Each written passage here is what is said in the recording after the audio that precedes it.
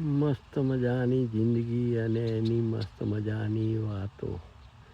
તળાવના કિનારે મસ્ત મજાનું ચણી રહ્યા છે હો, અને એમનું પ્રતિબિંબ પાણીમાં પડે છે. આમ તો સામાન્ય રીતે પાણીમાં હોય અને જમીન ઉપરથી એમને જોતા હોઈએ. અત્યારે જમીન ઉપર ચણી રહ્યા છે ને એમનું પ્રતિબિંબ પાણીમાં છે.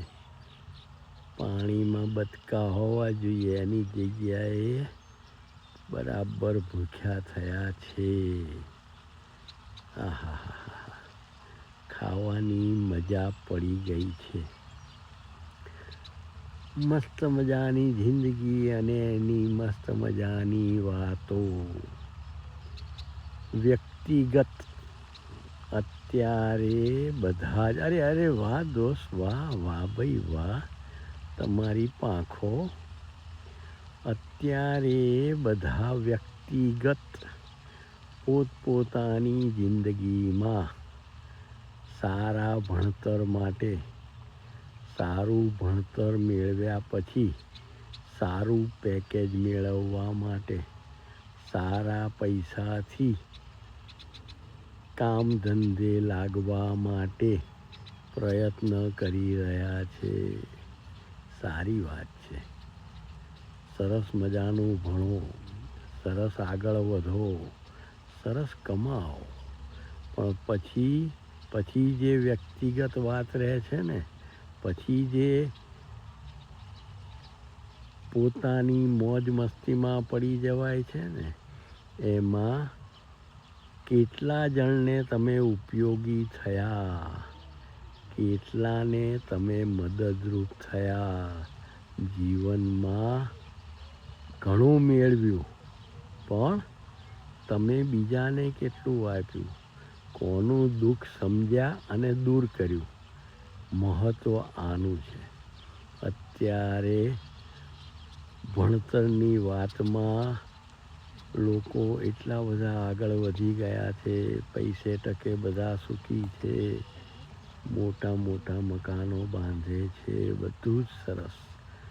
પણ પછી સંકોચાતા જાય છે, પછી વ્યક્તિગત અહંકારમાં આવતા જાય છે, પછી બીજાના દુઃખ દર્દને સમજવાની ક્ષમતા ઓછી થતી જાય છે.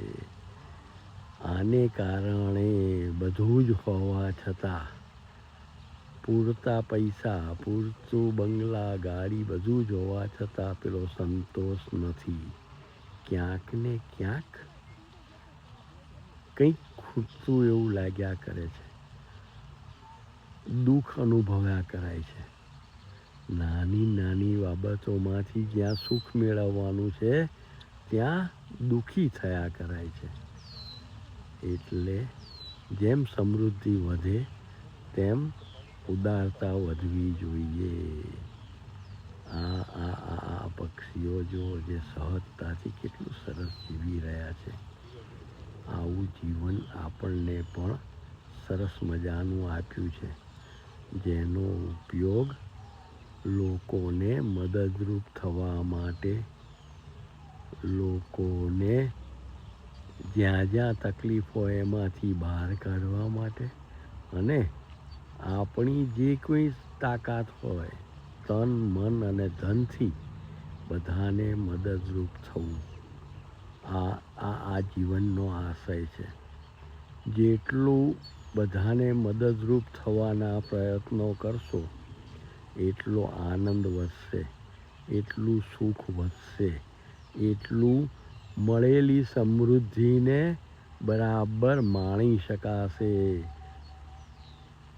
નાની નાની બાબતો છે, જીવનમાં ઉતારી લઈએ ને તો આપણે પણ ખુશ અને આપણી સાથે જોડાનારા પણ બધા ખુશ. હરી